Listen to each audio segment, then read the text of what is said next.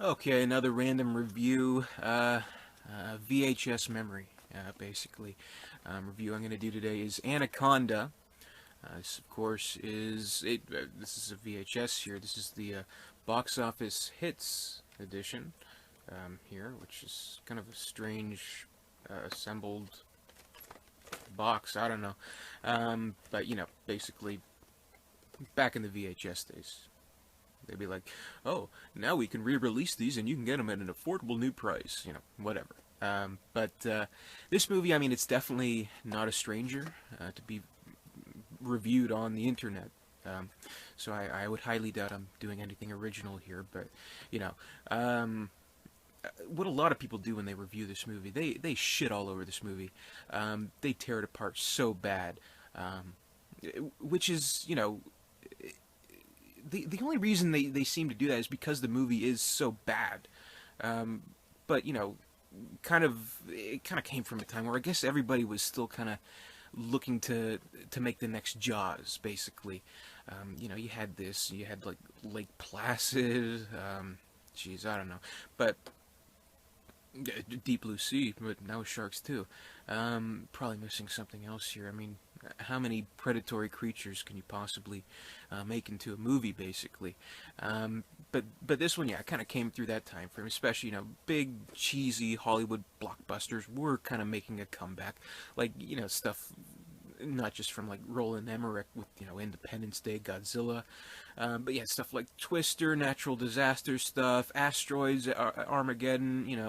It just I think like the late '90s, mid to late '90s was kind of like the resurgence of the B movie, basically, but with A plus budget. And the funny thing is, if you watch most of those movies, the special effects commonly do not hold up. They don't hold up so well for Anaconda, but it's not horrible. I mean, at the time, I guess it must have been impressive. I remember I watched it as a kid. And, I thought the special effects were good. I was like, oh, cool, a snake. I like Jaws. I'll probably like Anaconda because, killer shark, killer snake. Okay, cool. But, it, I would think that they were legitimately trying to make a good movie, a legitimate good movie, but I guess it kind of took on a different form, and it did kind of become pretty much one of the ultimate B movies that people love to watch just because it is so bad. Um, and it's not bad in a way that it's unwatchable. That's the thing. That's the important thing. I mean, this was like a sci-fi movie before sci-fi movies were, the it thing. Oh, Sharknado. Oh, Shark Storm. Shark whatever. Ghost Shark. Whatever the fuck. But this, it did have kind of a legitimate edge to it. Like it had, a legitimate cast, like Jennifer Lopez. I mean, this other than maybe Selena. Well, this was definitely like her first kind of like big event movie. And though she doesn't do too many movies, she here and there. Like El Cantante, Out of Sight, and other movies. Eric Stoltz, who I guess I don't know, riding off the Pulp Fiction high, I guess. Ice Cube, come on, riding off the Friday success, and John Voight. Okay, so John Voight, he is pretty much the reason to watch this movie. Like you can like the mechanical snake, the CGI snake. Oh, and Owen Wilson is in the movie. Shout out to Owen Wilson. But really, the reason you're watching this movie is John Voight and the indescribable, bizarre performance that he is able to pull off. I mean, it's something else. Uh, John Voight, he's a great actor. He's an Oscar-winning actor. And he's always, pulling little risks, and sometimes in this case, big risks. Um, but honestly, this will be one of the performances that he'll always be remembered for. I mean, definitely Midnight Cowboy, one of my favorites. Coming Home, won the Oscar. Ali, he nominated for an Oscar for that. And he's on some new TV show now that's apparently popular. I haven't watched it, but he won like an award or Golden Globe, I think, for it. But this is going to be one of the top three roles where people are like, oh yeah, John Voight, that guy. Pretty much, it is almost like performance art that he's pulling off. It's just like the accent that he's pulling off, the strange over the top but not really performance that he's pulling off, just so strange. Like you know, for most of the movie, he's just like kind of like just staring and stuff. So he's like licking his lips and squinting his eyes. You know, Yeah, I know about Anaconda. It can swallow you whole, but it prefers not to. It likes to hug you, squeeze the life out of you. so it almost sounds like a Marlon Brando kind of weird impression that he's doing, um, and he is such a cheesy, bizarre villain, but not sort of not the villain. Like it's hard to describe John Voight in this movie, but it is absolutely spellbinding. So I mean, there's big budget special effects. The key special effect to this movie is John Voight's performance. I would say. And yeah, I mean it's just incredible. I mean the movie's cheesy, they're going on the boat, documentary crew. Oh, he fucks things up, and Anaconda wreaks havoc. That's pretty much the movie, and it's cheesy, even like like kind of like a. It almost has like a '70s kind of feel to it, where let's get off the boat and get off, and Owen Wilson and the girlfriend. Then something scares them, but you think it's a snake, but it's not really. It's like a wild boar or something. Cheesy stuff like that.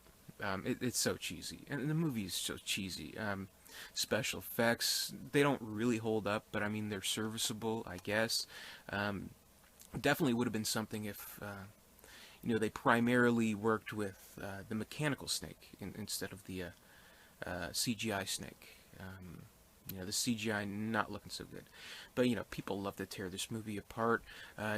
Point out little kind of goofs in the movie. Like I think one was like they're showing the boat go, but they just used an old shot and reversed it so you can see like the water going a different way and the waterfall going up, and I don't know, something like that. People just love to poke little holes, even in the logic of the movie. It's like, why is the documentary narrator coming along? It's not how it works. You do know that, right? So it's stupid little stuff like that. But I think it's a testament to just this like little bubble of time where a B movie like this could be made and have a big budget, get a wide release, not go direct to TV, and kind of seep into the consciousness of the collective viewers at the time, and still remain in that way. And so it's like one of those movies where play a drinking game to it and have fun watching it. So I won't shit all over the movie and say it's bad. Of course it's bad. It's cheesy. It's stupid. Guilty pleasures, kind of the attribute, the kind of label you'll want to put on it. Bizarrely, my favorite film critic, God rest his soul, Roger Ebert, he gave this movie like a glowing review, 3.5 stars. He's on the box. The quote at the back there is like, "It's a slick, scary, funny creature feature, beautifully photographed and splendidly acted." So okay. But yeah, I think the splendidly acted part would definitely refer to John Voight, who again I would say he's the reason to see the movie. He is the showcase. He is the special effect that you're viewing in this movie. That's the movie. I saved you some time, so don't watch it unless you have some friends with you, you have some beer with you. Anaconda, yeah, it's something else. So if you want to watch it on risk. It is extremely cheesy, so there's your warning there. But yeah, altogether, a good time, funny movie. I like it. It's okay. I won't shit all over it, but of course it kind of should come with a warning label that yes, it's extremely cheesy and silly. But sometimes that's what you like to watch. So yeah, thanks for watching.